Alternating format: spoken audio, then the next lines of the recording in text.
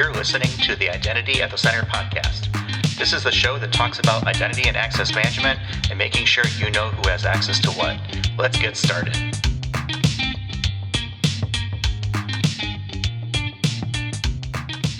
Welcome to the Identity at the Center podcast. I'm Jeff, and that's Jim. Hey, Jim. Hey, Jeff. How are you? Oh, not so bad yourself? It's going fantastic. Here at Oktane 22 in San Francisco, California, and in the recording booth, which is fantastic. It is, and the rain has subsided, so today has been a nice casual walk over. At least I don't know, actually, maybe the rain hasn't subsided. I haven't seen the sunlight since about 8 a.m. But yes, definitely thanks to Okta for their support, giving us a spot to record. Thanks to RSM, obviously, for funding our travel out here and making this all possible. Enough with the kind of the commercials. We are at Oktane 22.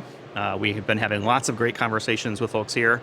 We've got another great one lined up here with Matt Vlasach. He's the VP of Product with Jamf. Welcome to the show, Matt. Hey guys, thanks for having me. Yeah, thanks so much for taking the time. And this is the first time you've been on the podcast with us, so we've got this sort of traditional question, and that is, how did you get into this space of identity? And is it something that you chose, or did it choose you? Yeah, so identity definitely found me. I came from a place of device management, mobile security, application programming, and one of the things that got me into identity was the realization of how to determine a managed device from an unmanaged device, and if that user is using a managed device or not. And one of the first things we realized, how can we bridge an identity to a device and tie those things together so that you can have what's now kind of amounted to zero trust principles?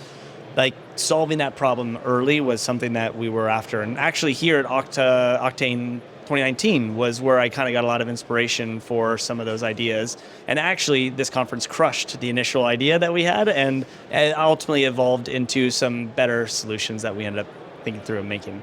So it was a learning experience. It was a learning experience, yeah. Eye-opening and soul-crushing at the same time. So I am a fan of Jamf for a number of reasons, mostly personal, selfish reasons, because anything that makes it easier for Macs and Mac OS in general to be more prevalent in an enterprise that is mostly dominated by Windows at this point, right, is good. For those who aren't familiar with Jamf, give us the 30, 60-second sort of what does Jamf do and what are the problems that they're looking to solve?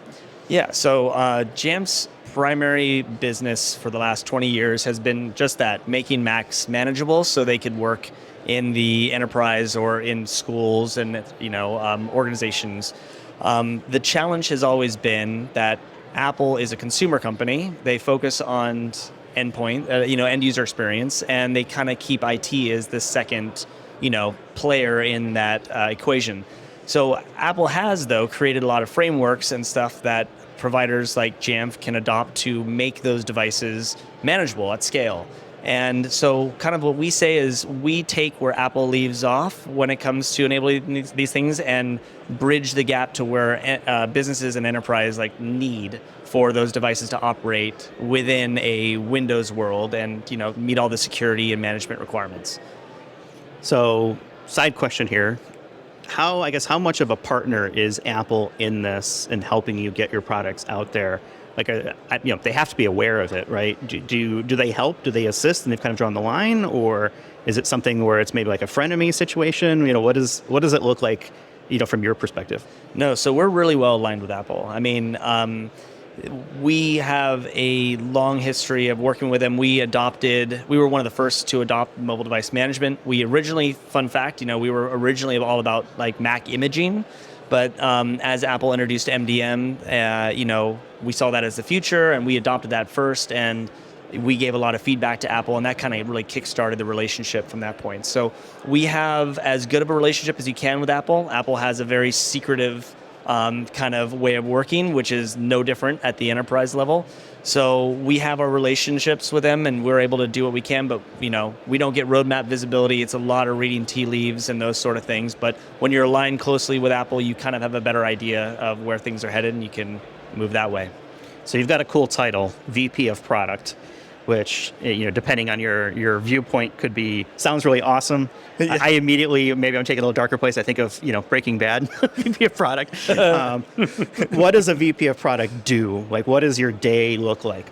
Yeah, so VP of product, and I'm specifically VP of product for our security division. Okay. There's a division that is management. So security is everything we deliver with identity and access, ZTNA, and kind of our security stack. We have the management VP who is responsible for Jamf Pro, Jamf Now, some of the traditional management stuff. So my role is to really look at how we have established our customer base with these decades long of relationships with device management, and understand how we can leverage that Apple device management footprint to be able to offer more security services up the stack. Because as Jamf, we're not going to move across the stack where we're going to start to do Windows management, for example. So our option is to go up the stack where, now we need to think about how do we bring identity to the platform? How do we bring endpoint security and networking? And how do we provide a great user experience around all that? That's what we say Apple consumer friendly, but suitable for security teams and IT teams to be able to manage the whole solution. So my role is to really identify those opportunities, make sure it aligns with where the market is headed, where our customers' heads are at, and then enabling our sales team and marketing team to go out and talk to that, while also managing a team that actually executes on the roadmap and builds those things. We're going to talk about one of the sessions you just had last night, actually, that was really good. But I'm curious from a product roadmap perspective, as you think about it from okay, what are the services or capabilities that we're going to offer? I guess, where does that inspiration come from? There's things like Passkeys and FIDO Alliance, which we're very good friends with and have been part of that, kind of arena. I would imagine customers are probably coming to you asking for, hey, can we do this? I guess where else does inspiration come from? Because I would imagine you can't just be, on pace. You need to be thinking ahead. That's where right. is the industry going and anticipating what those things are. I guess it seems to me it's very much a challenge, especially considering how often things change in IT and identity in specific. Are there any things you can kind of point to that would help kind of bring that into context? Yeah, so our very first real identity product was Jamf Connect. And that was filling a need that directly, to your point, directly from customers. Customers were saying, hey, I don't want to do 80 binding for my Mac, and I really have no way to create local accounts at scale with passwords and sync. So it was purely listening from customers, and actually an open source project called Nomad. You probably heard about that back in the day. We acquired that and turned that into Jamf Connect and made it into what it is today. And that was filling that gap of bringing identity to the Mac. Now, what I talked about yesterday and where we're headed, Apple has realized, well, that's a gap worth filling because we built a whole product around it. We've got a bunch of customers, so why not actually build that into the platform? And oh, by the way, Microsoft's been doing this for quite some time too, and there's probably some reason why Microsoft still has such a footprint because they have identity built into everything that they do on their platform in Windows.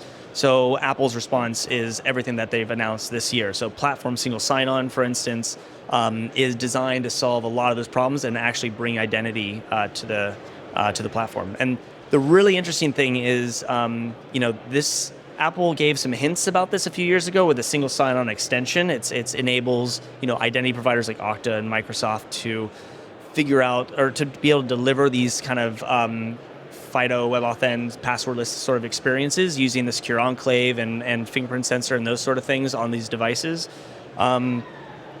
But what they were missing was that deeper integration into the actual OS. That was just kind of at the application level. So now what they've been doing is with these announcements, they've really made it so that your first touch point with when you unlock your Mac or log into your Mac, that is actually making it really easy to enjoy those passwordless and single sign-on and secure enclave back and biometric-backed experiences once you start using applications on the device. So, Matt, I want to talk a little bit about the Jamf. Jamf is the company. You have a number of products. You also solve a couple of different use cases, right? Yeah. So why don't we start there with what are the major use cases? Then give us an idea of the product landscape, because I heard you mention several products, and I don't know how they fit into the big picture. I'm assuming one's like a management product and things like that. And it sounds like there's a secure enclave product, but maybe you can Sure. just educate us listeners and practitioners on what Yeah. the pieces and parts are, and maybe start with the use cases. Yeah, so most people know us for Jamf Pro, and the use case around that is Apple device management. I have these iOS or Mac OS devices or iPads and Apple TVs, and I need to make sure that I'm able to keep track of them, wipe them, deploy Wi-Fi, deploy apps, make sure they're not vulnerable, like just very basic like MDM functions and kind of. So even if you have MDM for, your Windows, your Microsoft devices, you still would want to use Jamf because it's like more feature rich. Is that the idea? Yeah, so it's an interesting question because you would think that UEMs like unified endpoint management tools like Intune would win the day, but Mac is such a unique beast that it allowed us to build a best of breed product that even was able to survive in spite of the UEMs. And in fact, Microsoft does what's called co-management with us. So, it's Microsoft Azure AD and some Intune capabilities as well as our Jamf Pro endpoint agent and MDM. So that's what we're known for. That's where we've really kind of established ourselves over the last, again, like 2 decades is what most people know us for. Now, kind of alluded to it earlier, we've had the option, as we're now a public company, we need to continue to grow. We need to do more and more and more.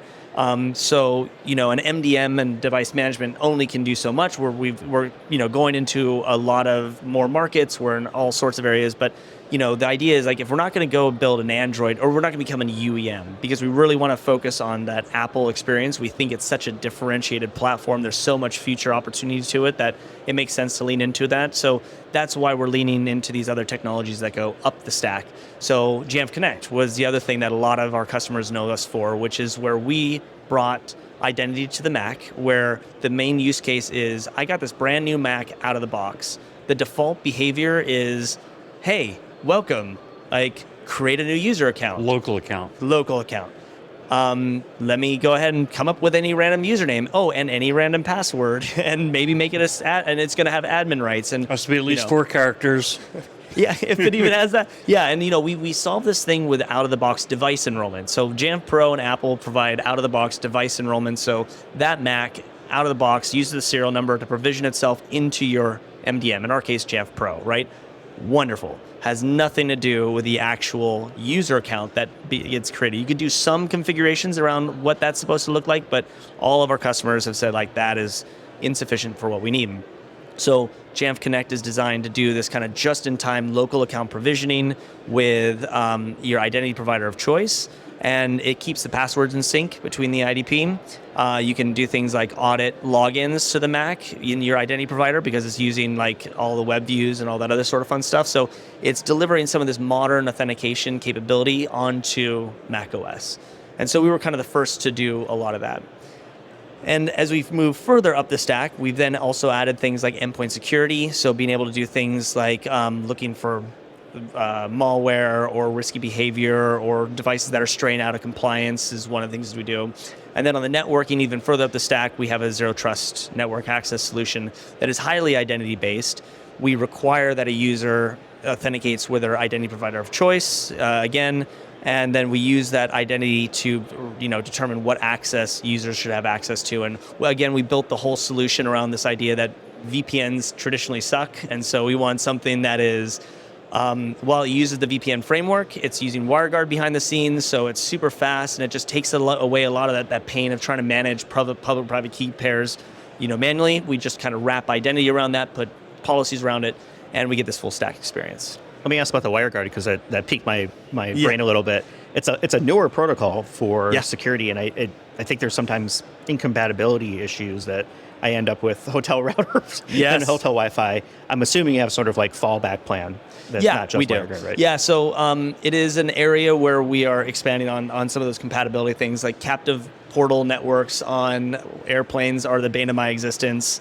Because there's a Whisper protocol that the OS allows you to like gracefully handle the situation where there's not a default gateway. But we've just found a lot of these captive portal networks actually bypass that detection and intentionally continue on and cause problems. I am to the point where I have captive.apple.com as a bookmark on my toolbar because I run into this problem so often. So you know exactly what I'm talking about. Yeah, so we're working on ways to improve that, but that is one of the challenges of WireGuard. So I heard you mention a couple other things in your presentation. I don't think they're Jamf products, but one was FastPass, and then I know the other is not yours, it's Passkeys. Right. Maybe talk a little bit about those and how they fit into what you're doing.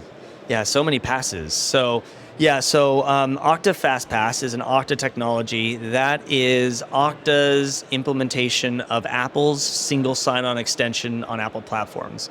Now, on Windows, they use other technologies, but they have Okta FastPass is the wrapping of the passwordless technologies and secure enclave-based technologies available on like Windows Hello, for instance, but also all the secure enclave tech on Apple technologies. It's the wrapping of that so that you can have these passwordless biometric WebAuthn-based experiences using the Okta Verify application. And so there's FastPass, then there's Passkeys, which are also WebAuthn credentials. Now, they're not necessarily the same thing. Okta's using their own kind of proprietary mechanisms to do, for their credentials for, how to make FastPass work.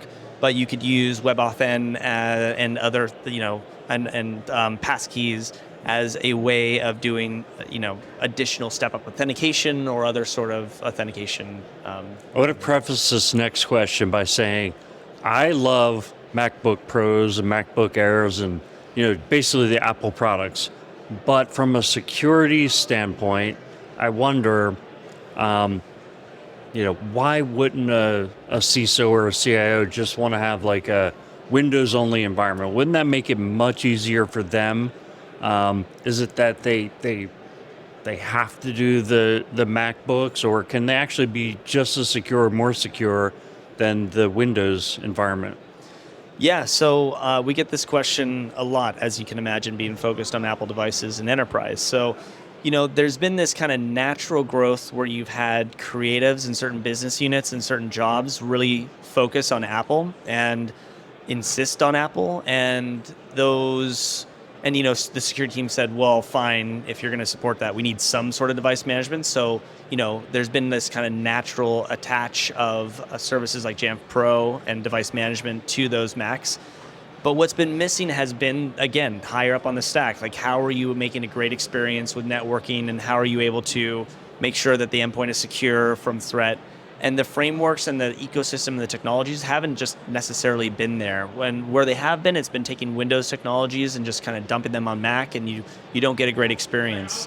And also, you've had the cost element of it. Like, Windows have always been, PCs have just been cheap. Like, they've been a lot cheaper. So when it comes to the actual purchase price, it's been cheaper to do that. Now you introduce things like the MacBook Air with the M2 processor, where you're getting a lot of bang for your buck. That's definitely starting to change the game. And from a supportability standpoint, as you have mobile device management, as you have integrated identity coming along, as you have security frameworks, and all these pieces that have been missing for the CISO to look at the platform and say, oh, that's a mature enterprise-grade platform, those are all finally starting to come together. And we see things like Okta FastPass and our MDM, Jamf Pro, and all of these kind of components coming together to make it actually possible.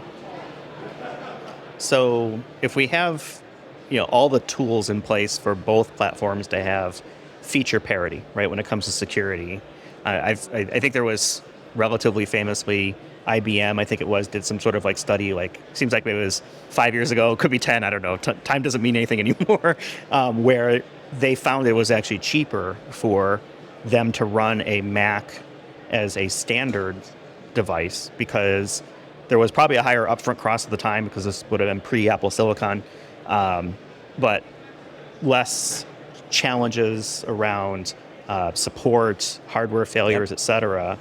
But I think one of the things they did call out was they had to have a very good strategy from a security standpoint to make sure that these devices were enrolled. And I guess the skeptic in me looks at this and says, okay, well, I've got Windows.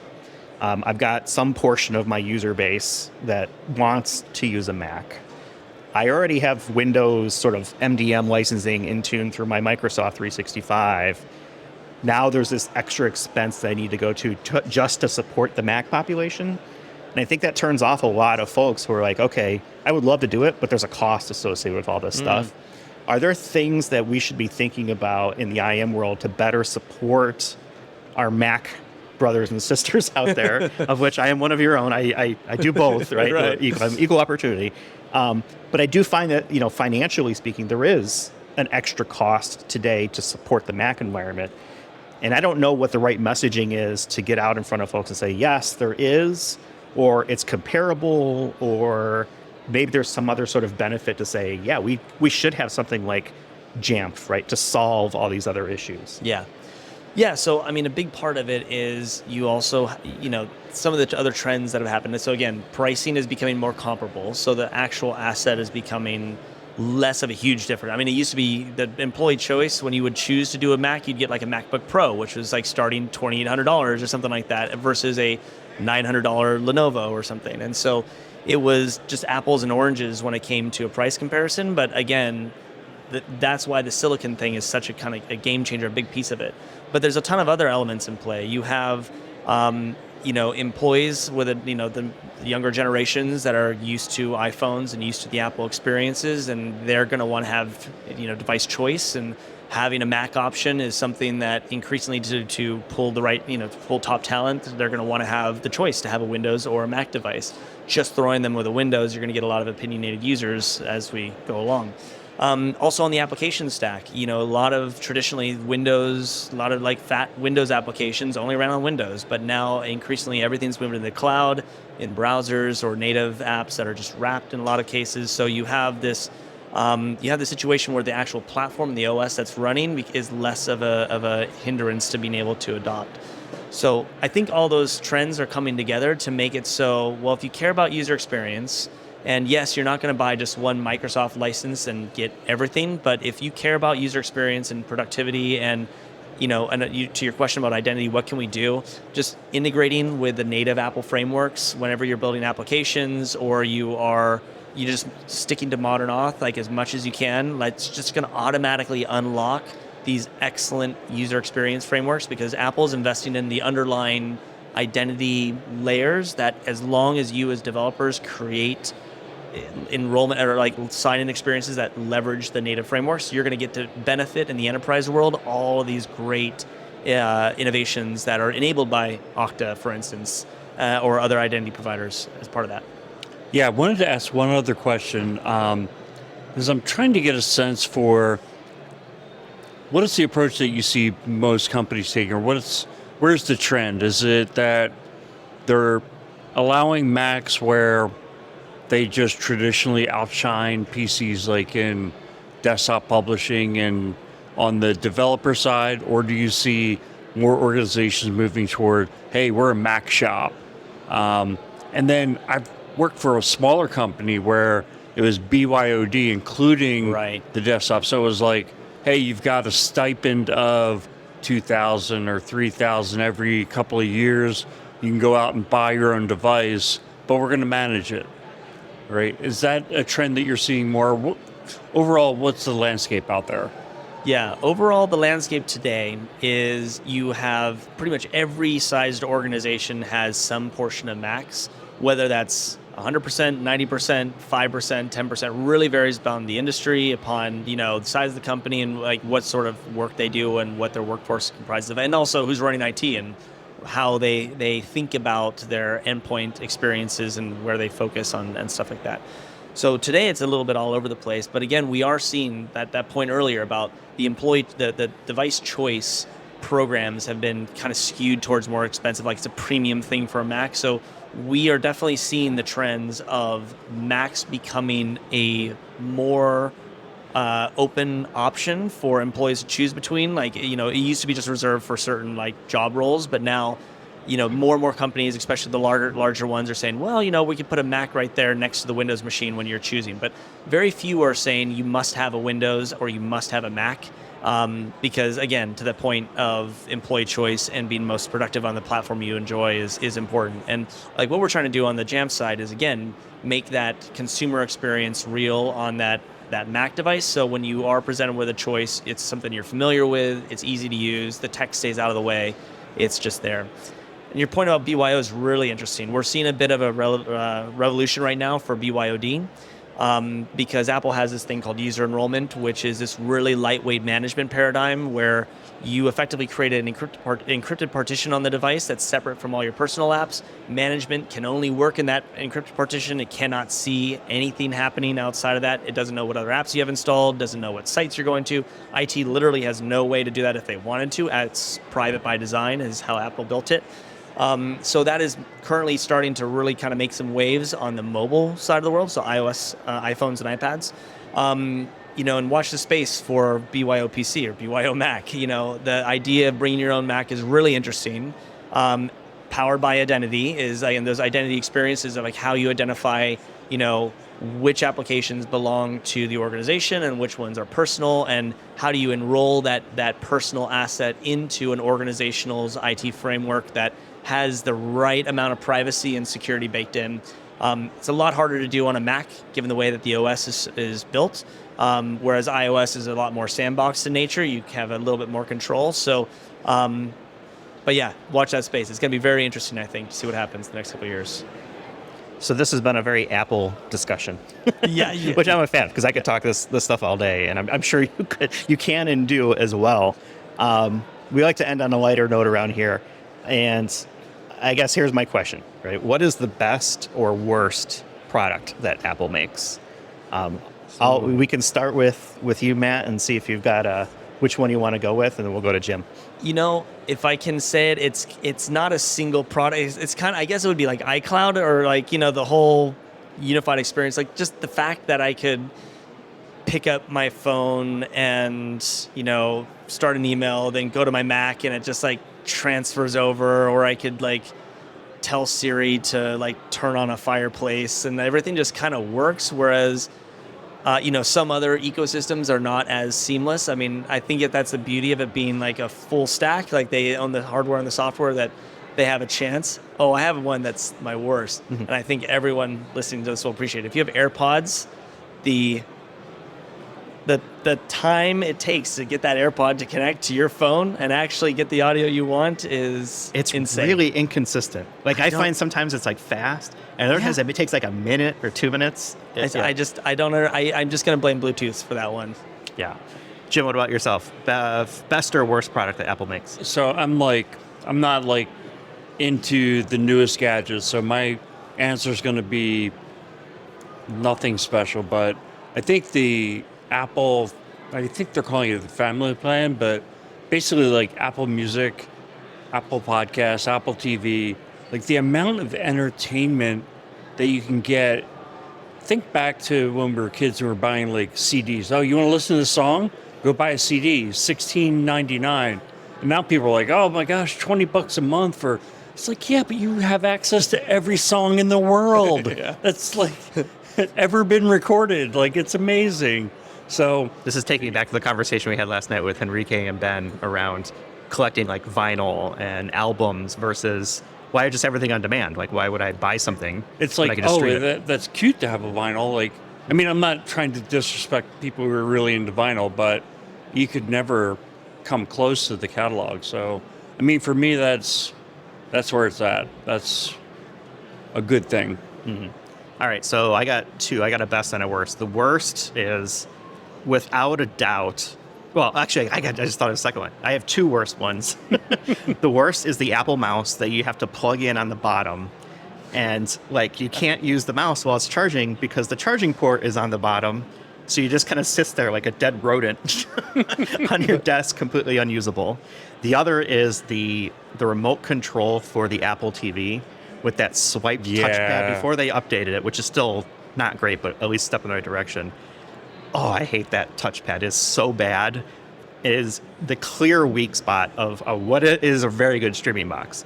The best, and this is something I discovered today, literally while I was sitting here. I was copying something on my iPhone, some text, and I just happened to notice on my MacBook sitting in front of me, it said copied.